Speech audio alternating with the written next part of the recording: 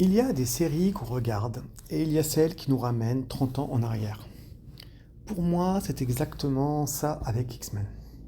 J'ai connu les comics, j'ai connu Astéroïde M, j'ai connu le complot Phalanx, Opération Tolérance Zéro, Onslaught et bien plus. Et évidemment, j'ai été complètement accro à la série animée des années 90. Alors, quand X-Men 97 est arrivé, j'étais partagé. Très heureux de retrouver cet univers, mais aussi franchement méfiant.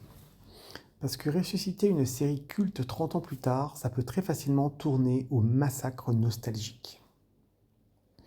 Et pourtant, j'ai pris une claque. Ils ont d'abord compris quelque chose d'essentiel. Il ne fallait pas réinventer X-Men. Il fallait continuer X-Men.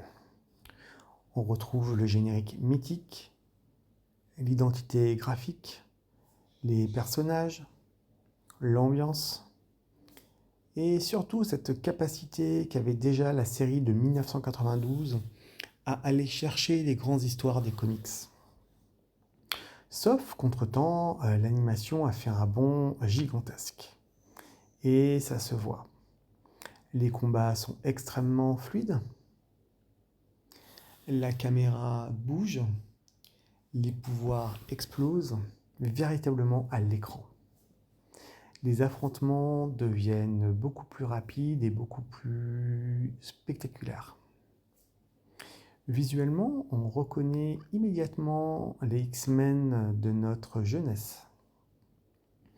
Mais ils peuvent enfin se battre avec les moyens techniques d'aujourd'hui. Et ça fonctionne remarquablement bien.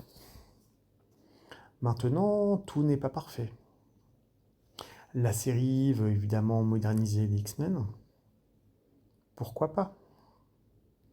Le problème, c'est lorsque certains marqueurs contemporains deviennent trop appuyés ou commencent à modifier ce qui faisait justement la personnalité des personnages. Et pour moi, le meilleur exemple, ou en tout cas le pire, c'est Gambit. Parce que Gambit, dans les comics, c'était quelque chose.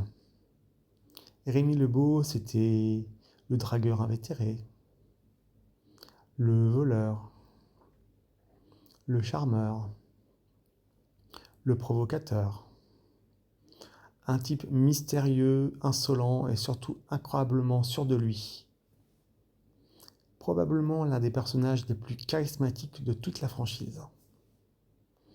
Et dans X-Men 97, on le retrouve parfois transformé en amoureux et conduit, presque passif, coincé dans le triangle entre Malicia et Magneto. Et là, désolé, mais ce n'est pas le Gambit que j'ai connu. Moderniser un personnage, très bien. Mais pourquoi gommer justement ce qui faisait son identité? Et le plus ironique, c'est que cette même série va ensuite offrir à Gambit un moment absolument extraordinaire. Tant pis pour le spoil, hein. L'épisode 5. Et là, on retrouve Gambit le vrai. Flamboyant, puissant, héroïque, spectaculaire et tragique. Cet épisode rappelle quelques minutes pourquoi ce personnage a marqué autant de lecteurs de comics. Et finalement, c'est peut-être X-Men 97 tout entier qui peut se résumer comme ça. Il y a des choix qui m'agacent. Il y a une modernisation qui me semble parfois trop appuyée.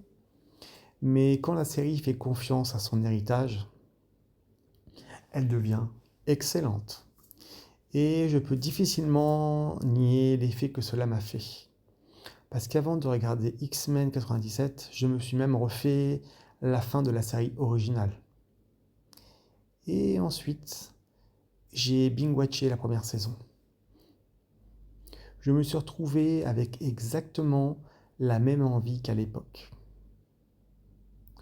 Voir l'épisode suivant. Alors oui, il y a de la nostalgie, énormément. Mais la nostalgie ne suffit pas à rendre les combats aussi réussis. Elle ne suffit pas à retrouver cette alchimie entre les personnages. Et elle ne suffit certainement pas à expliquer pourquoi, 30 ans plus tard, X-Men fonctionne encore. X-Men 97 n'est pas parfait, mais pour quelqu'un qui a grandi avec les comics et la série de 1992, quel plaisir de retrouver cette équipe. Et surtout, quel plaisir de retrouver Gambit. S'il fallait noter, je mettrais 8 sur 10. Et vous, vous préférez les X-Men de 1992 ou X-Men 97? Dites-le moi en commentaire. Et comme toujours sur Criticaille, on regarde, on analyse, on critique.